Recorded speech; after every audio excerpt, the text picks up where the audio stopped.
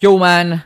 Welcome back to another YouTube video. Dito sa video na to, pag-uusapan natin on why women demolish men who give them validation. Sa mga bago sa channel ko, I'm Joms and I help men understand the natural attraction between the masculine and the feminine. So kung ikaw ay palaging nare-reject, palaging nababasted, nafe-friend zone, or or natotorpe, okay? Subscribe ka sa channel ko at tapusin mo tong video na to kasi dati katulad mo lang din ako. I mean, lahat na ginawa ko para sa babae. Binigay ko yung best effort ko. I was the nice guy, yung laging available, pero guess what? Hindi pa rin ako pinipili ng mga babae. Bakit? It's because of one simple, painful truth. Women are wired to demolish men who seek their validation. So every time you ask for approval, parang sinasabi mo, kulang ako kung wala ka. Kumbaga mala Eric Santos.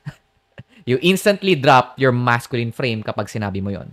In the next 9 minutes, I'm going to show you the 3 subconscious behaviors that killed her attraction and how you can stop begging for approval. So before that, gusto ko lang i-plug.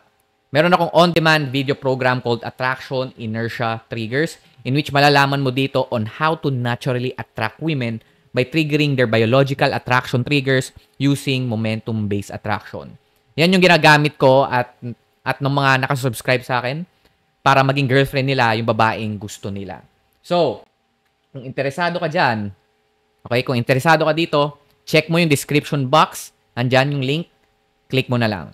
Back to the video. Ngayon, sa video na to, we're keeping it simple tsaka direct. I'm going to give you 3 insights, 3 hard truths na nagpapakita sa'yo why your nicest moves are your worst mistakes. Number 1, okay? Niceness is sexual invisibility. So, akala natin by being super nice, super accommodating, pag palagi kang available, we show her devotion. Okay? Akala natin we show her na worth it ako. However, okay? The reality is, niceness is sexual invisibility. Okay? Being too nice is the mother of attraction killers because it signals you are approval seeking. So, nilalagay mo siya agad sa dominant position. This is rooted in the alpha-beta dynamic. Women are wired to want a man who leads and who sets the tone. Kapag passive ka, hindi mo na-activate yung attraction switch niya. So, stop the self-censoring. Be bold. Tulad ng mga sinasabi ko palagi, lead the energy. Okay?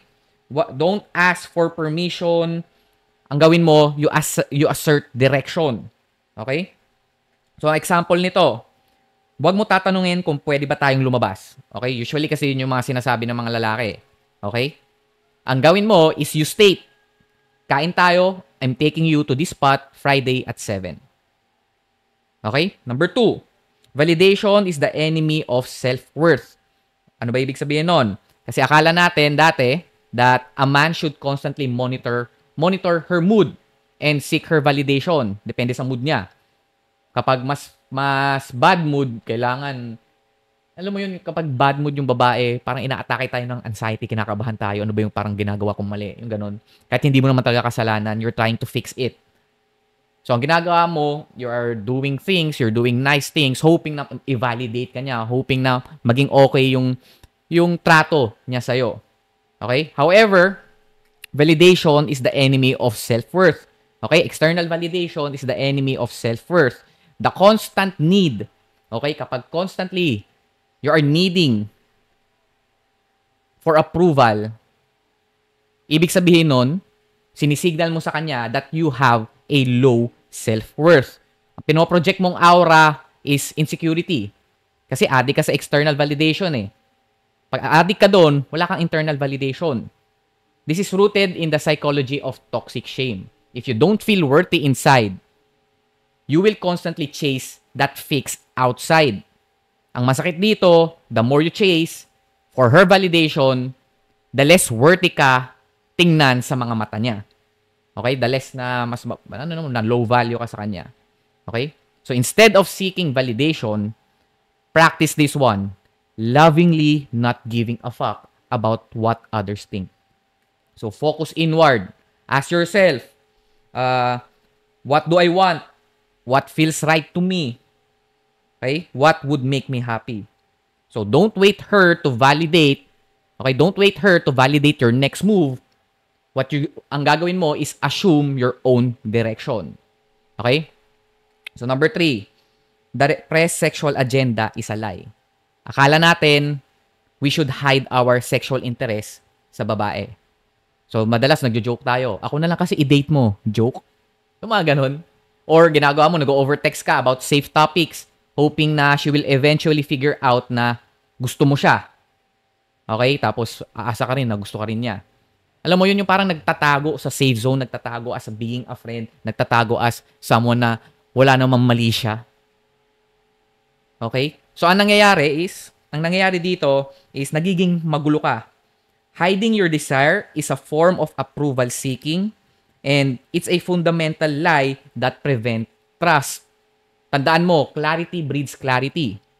So, according sa congruence principle, trust equals lust. So, women are wired to trust the man they want to be intimate with. Kapag hindi ka totoo about your desire, magulo ka. Then she loses the safety to submit. So, you want to show up with your sexual agenda intact. Be honest about your interest to her. Like I learned the hard way, you need to be clear. Ipakita mo na alam mo yung gusto mo. Hindi ka nagpo-push and pull na joke, ganyan, na magsasabi ka na ako na lang kasi, tapos joke. Yung mga ganon. So, double whammy yun. Ako na lang kasi. Humihingi ka ng validation sa kanya. Tapos nag-joke ka pa. Okay? Hindi congruent. Nawala yung congruency. So, paano kanya pagkakatiwalaan with her safety kung magulo ka if hindi congruent yung actions mo sa words mo? Okay? If you are interested, you lead it and you create space for her to reciprocate. Okay? In that way, you will reclaim your masculine frame sa relationship and in a way na hindi ka nagiging kupal. Okay? So, when it comes to reclaiming your frame sa relationship, hindi mo naman talaga kailangan maging kupal. Okay? It's not about being an asshole. So, if you want to be in the masculine frame o yung nasa dominant position, it's about choosing clarity over comfort, even if risky. Okay? Your job is to focus on energy reciprocation, not energy chasing. So, sa every text or interaction mo sa babae, mag-post ka palagi, check mo palagi. Am I seeking for approval? Or am I in my masculine frame and asserting my truth? And you should choose your truth always. Choose yourself always kung ano yung nararamdaman mo. Okay? Wala kang pake kung gusto ka niya o hindi. Ang ginagawa mo, you're just checking for interest. Okay, interesado ako sa'yo, check ko kung interesado ka rin sa akin. Kung hindi ka interesado sa akin, okay, move on to the next na ako. Hindi na ako magsasayang ng oras, pera, at energy sa'yo. Kasi again, we want to choose women who choose us. Women are the choosers in default talaga. Men are the pursuers. Tayo talaga yung magpupursue. Tayo mag-make ng first move. Tayo yung mag-i-initiate. So, ang gagawin natin, mag-i-initiate tayo by checking for interest. Check natin kung may interest ba siya sa atin o wala. If meron, okay, escalate. Okay, hindi mo na kailangan magtago sa pagiging boy best friend niya na hoping na bigla na lang dumating yung araw na aamin yung babae. So kapag what if naman hindi nakita mo, hindi siya interesado sa'yo, and then wala, edi move on. Next na agad. Kumbaga, you just save yourself from a lot of loss. Profit loss, kumbaga. A lot of loss. Di ka mawawalan ng maraming time, di ka mawawalan ng maraming energy at pera. And mai-invest mo yon sa mga babaeng karapat-dapat. Okay? So, sa tatlong behaviors na sinabi ko, yung niceness, yung seeking for validation, and hiding your agenda, alin dito yung pinaka-guilty ka na ginagawa mo? So, drop a comment below kasi binabasa ko yan araw-araw. So, gusto ko rin malaman kung ano ginagawa nyo. And if you are tired of just listening to advice and you want a step-by-step roadmap para i-master yung tinatawag kong attraction inertia, meron akong system na ginagamit to naturally attract women by triggering their biological buttons hanggang sila na yung hindi mapakali na maging kayo. So, I created an on-demand video program called Attraction Inertia Triggers. Makikita mo yan sa link sa description box. Click mo na lang. Sobrang mura lang yan and it will help the channel a lot. So, yun lang. Hopefully, you enjoyed this video. If yes, like, comment, and subscribe. And I will see you on the next one. Let's go.